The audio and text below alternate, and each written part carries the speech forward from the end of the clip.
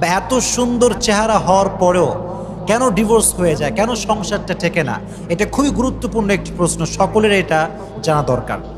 দেখা যায় কলেজ লাইফের একজন সুন্দরী মেয়ে, যে গোটা কলেজের সব ছেলের কাছে ক্রাশ, যে তারে দেখে সেই তারে পছন্দ করে, কিন্তু দেখবেন পরবর্তী সময়ে গিয়ে দেখা যায় যে ওই সুন্দরী মেয়েটা, যে কলেজের সবচেয়েতে দ্য মোস্ট বিউটিফুল লেডি ছিল, সেই মেয়েটা তার স্বামীর কাছে অবহেলিতা এবং তার স্বামীর কাছে সে সবচেয়েতে গুরুত্বহীন একটা মানুষ। তো এটা কেন হয় এটা আপনাকে বুঝতে হবে প্রিয় ভাইরা। আপনারা দেখবেন লাক্স অভিনেত্রী, লাক্স সুন্দরী, বিশ্বসেরা সুন্দরী পুরস্কার পায় জাতীয় পর্যায়ে গিয়ে, তবুও তাদের সংসার টেকে না। পুরো বিশ্বের কাছে ক্রাশ হলেও স্বামীর চোখে ক্রাশ হতে পারে না, স্বামীর চোখে সৌন্দর্যের তাদের কোনো দাম থাকে না। এর কারণটা কি? এর অনেকগুলো কারণ হতে পারে। এর একটা রিজন আমি আপনাকে আগে বলে দিই, সেটা হচ্ছে এই: outer beauty is not real beauty, inner beauty is real beauty. বাহ্যিক সৌন্দর্য আসল সৌন্দর্য নয়, ভেতরটা যার সুন্দর তার সব কিছু সুন্দর। এই জন্য বাহ্যিক সৌন্দর্য দেখে যে বিয়ে করে তার বিয়েটা টেকে না, কারণ সৌন্দর্য এটা আজ আছে কাল থাকবে না। যার ভেতরটা সুন্দর, যার মনটা সুন্দর, তার সব কিছু সুন্দর, তার ফ্যামিলি যে হ্যাপি হবে এখানে কোনো রকম সন্দেহ নাই। এজন্য আগে একটা সেন্টেন্স মাথায় অলওয়েজ রাখবেন, সেটি হচ্ছে এই: outer beauty is not real beauty, inner beauty is real beauty.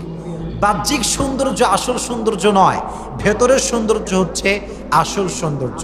এজন্য কোনো মেয়েকে যখন বিয়ে করবেন, শুধুমাত্র তার বাহ্যিক রূপ দেখে বিয়ে করবেন না, তার ভেতরটা আসলে কতটুকু ভালো হতে পারে এটা আপনি বিয়ে করার পূর্বে জাস্টিফাই করার ট্রাই করবেন। আমি জানি আপনি সম্পূর্ণ পারবেন না, তবে you have to try your best.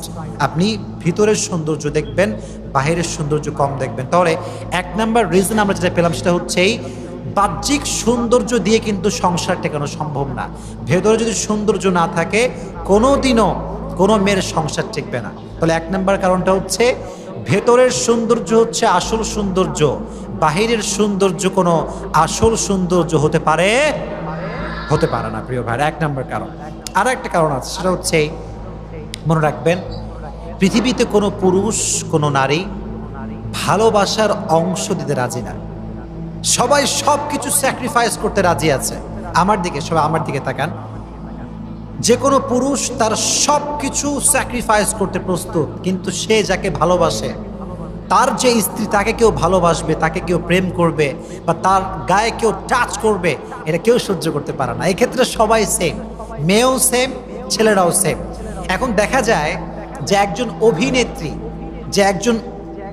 অভিনেত্রী যে সবসময় অ্যাক্টিং করে, তো দেখা যায় সে একজন নারী, তো তাকে অনেক সময় অভিনেতা যারা আছে তারা তাকে টাচ করে, তার শরীরে হাত দেয়, কথা বলতে হয়, জানি এটা ক্যামেরার সামনে। হয়তোবা স্বামী তাকে বলে যায়, respect your profession and I will support you, definitely I will support you until my death. এটা স্বামী বলে যে তোমাকে আমি অলওয়েজ সাপোর্ট দিব, অ্যাজ এ হাজব্যান্ড যার আগে আমি সব দিক থেকে তোমাকে হেল্প করবো। কিন্তু বিশ্বাস রাখেন প্রিয় ভাইয়েরা, নিজের স্ত্রীকে কেউ টাচ করবে, কেউ কথা বলবে, এটা কোনো পুরুষ কোনোদিন সহ্য করতে পারে না। এই জন্য একজন নায়িকা, একজন অভিনেত্রী যতই সুন্দর হোক না কেন, যতই সে মোস্ট বিউটিফুল লেডি হোক না কেন, তার যে স্বামী, তার স্বামীর চোখটা এবং চিন্তাটা হচ্ছে একটাই, যে সে শুধু আমার থাকবে, তাকে শুধু আমি দেখব, দুনিয়ার সেকেন্ড কোনো মেল তাকে দেখতে পারবে না, কোনো পুরুষ তাকে দেখতে পারবে না। এটা তার ভেতরের অ্যাটিটিউড থাকে। এজন্য দেখা যায় যে বেশিরভাগ অভিনেত্রী যতই সুন্দরী হোক না কেন, যতই বিউটিফুল লেডি হোক না কেন, তার স্বামীর চোখে সে বেশি দিন সুন্দরী থাকতে পারে না। এই জন্য যে তারা অনেক পুরুষের সঙ্গে মেলামেশা করে, অনেক পুরুষ তাদেরকে বাজে চোখে দেখে, এটা স্বামীরা সহ্য করতে পারে না। এটা 2 নাম্বার রিজন। আর একটা রিজন হতে পারে, এটা লাস্ট, এবং সেটা আমি কোরআনের আয়াত থেকে বলছি, ওয়ামাই ইয়াবতাগি গায়রাল ইসলামি দীনান ফালা ইউকবালা মিন ওয়া হুয়া ফিল আখিরাতি মিনাল খাসিরিন। যে ব্যক্তি ইসলামকে বাদ দিয়ে অন্য কোথাও সুখ খুঁজবে, যে ব্যক্তি ইসলামকে বাদ দিয়ে অন্য কোথাও শান্তি খুঁজবে, ফালাই ইউকবালা মিন, তার থেকে কিছুই কবুল করা হবে না। ওয়া হুয়া ফিল আখিরাতি মিনাল খাসিরিন, এবং সে হবে আখিরাতে হাই হাই কোম্পানির ম্যানেজার, তার কপালে কোনো সুখ থাকবে না। আপনারা খেয়াল করবেন, যারা অভিনেত্রী নিজের রূপ যারা দেখায় মানুষের সামনে, পুরুষের সামনে, আচ্ছা আমাকে বলেন তো এটা কি হালাল নাকি হারাম?